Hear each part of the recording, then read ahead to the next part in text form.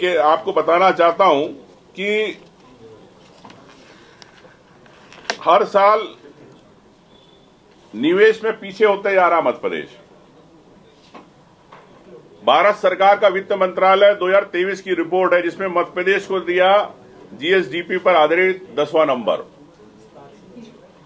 2022 में export प्रीपेयरनेस index NITI Aayog ने 10 number दिया एक्सपोर्ट के आधार पर। तो सरकार का विजन ये 10 नंबर 15वें नंबर पर स्थिति बन रही है। तो स्पष्ट है कि सरकार का विजन ये उद्योगपतियों को लाना नहीं है, यहां सिर्फ प्रचार करना है, इवेंट करना। अब यही बात मैं विश्व की बात करूं, वैश्विक मंच पर वर्ल्ड इकोनॉमिक फोरम, जहां पर विश्व के सभी उद्योगपति, नीति निर्माता, नेता वहां इकट्ठे होते दावोस में, लेकिन उस महत्वपूर्ण मंच पर मध्य प्रदेश क्यों नदारा थे? मैं सीधा सवाल पूछना चाहता हूं मुख्यमंत्री जी से। 20 से 24 जनवरी 2025 को स्विट्जरलैंड में डावोस में आयोजित वर्ल्ड इकोनॉमिक फोरम में मध्य प्रदेश को क्यों नहीं बुलाया गया? क्या मध्य प्रदेश बीमारू राज्य है इसलिए नहीं बुलाया गया? क्या मध्य प्रदेश में उद्योगपतियों की रुचि नहीं है इसलिए नहीं बुलाया गया? क्या मध्य प्रदेश के अंदर उद्योग के लिए जो अनुकूल वातावरण की बात करते हो, इजी डूइंग ऑफ बिजनेस की, आप एकल खिड़की की, तो क्या मध्य प्रदेश में ऐसा माहौल नहीं है?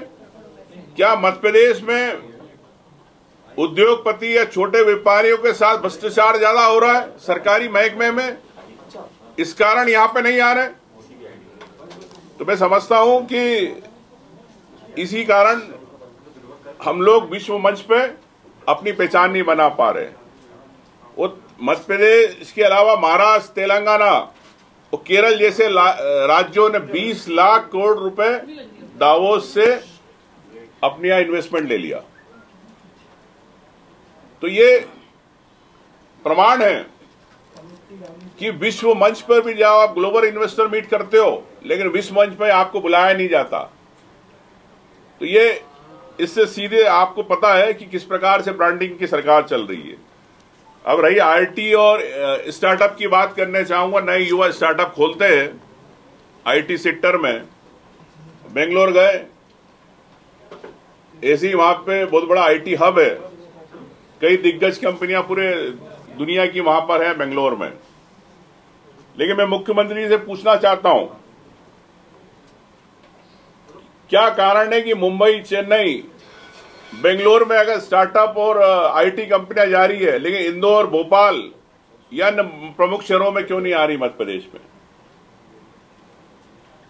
मैं समझता हूं कि इस दौड़ में मध्य प्रदेश पीछे छूट गया है। और आउटलुक बिजनेस मार्च की रिपोर्ट है, इसमें स्टार्टअप आउट परफॉर्मेंस रैंकिंग के अनुसार मध्य प्रदेश 15वें स्थान पे है। मतलब ना यहां पे युवाओं के लिए टेक्नोलॉजी को लेके कोई इन्वेस्टमेंट है, ना नए अनुसंधान है, ना स्टार्टअप को लेके यहां माहौल है। तो यहां का प्रदेश का युवा बाहर जा रहा है नौकरी के लिए, बेरोजगार हो रहा है यहां पे। तो मैं समझता हूं कि इन्होंने रोजगार पोर्टल में ऐसे ही आकांक्षी युवा कर दिया है, बेरोजगार वर्ड हटा दिया इन्होंने।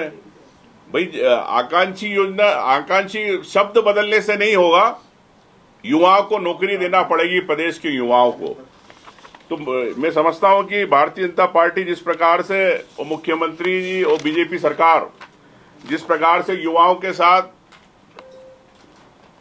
मजाक कर रही है, तो ये प्रदेश के अंदर आप समझ सकते हो कि ना विश्व के मंच पर आप अपनी पहचान बना पाए, ना आप जीआईएस के नाम पे जो प्रस्ताव है प्रदेश के अंदर 30 लाख करोड़ की बात करने वाले, वो प्रदेश के लोगों को पता नहीं है, युवाओं को पता नहीं, उद्योगपतियों को पता नहीं है कि क्या आपकी ठोस नीति है, आपने क्या करा वो स्पष्ट नहीं है।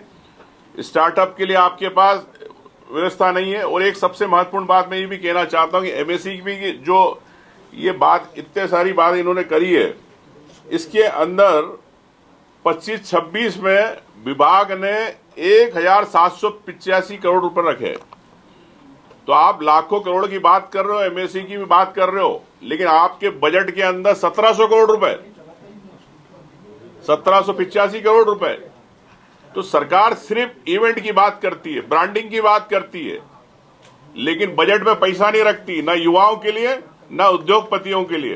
तो मैं समझता हूं कि मुख्यमंत्री जी, आपकी ये यात्राएं जो बेंगलोर की है, उद्योग को लेके गए आप, इन्वेस्टमेंट को लेके, तो इस पे प्रदेश को स्पष्ट होना चाहिए कि आपने कितना पैसा लाया, और इसके पहले जो आपकी जीआईएस थी उसमें कितना पैसा स्पष्ट है, कहां पे क्या ठोस जमीन पर स्थिति बनी, ये स्पष्ट करे। और युवाओं के लिए, स्टार्टअप के लिए आप क्या करना चाह रहे हैं ये बताएं।